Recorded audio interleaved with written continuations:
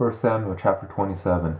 David said in his heart, I will now perish one day by the hand of Saul. There is nothing better for me than that I should escape into the land of the Philistines, and Saul will despair of me to seek me any more in all the borders of Israel. So shall I escape out of his hand.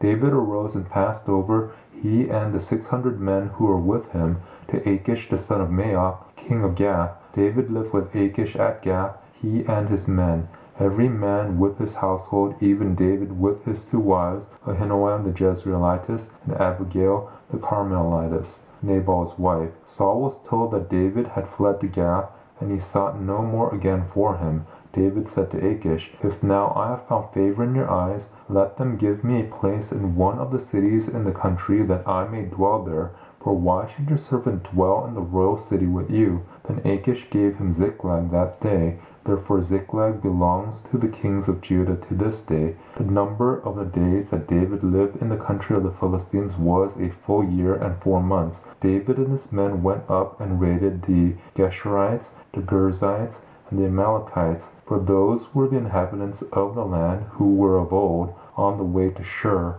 even to the land of Egypt. David struck the land and saved no man or woman alive, and took away the sheep, the cattle, the donkeys, the camels, and the clothing. Then he returned and came to Achish. Achish said, Against whom have you made a raid today? David said, Against the south of Judah, against the south of the Jerahmeelites, and against the south of the Kenites. David saved neither man nor woman alive to bring them to Gath, saying, Lest they should tell about us, saying, David did this, and this has been his way all the time he has lived in the country of the Philistines. Achish believed David, saying, He has made his people Israel utterly to abhor him.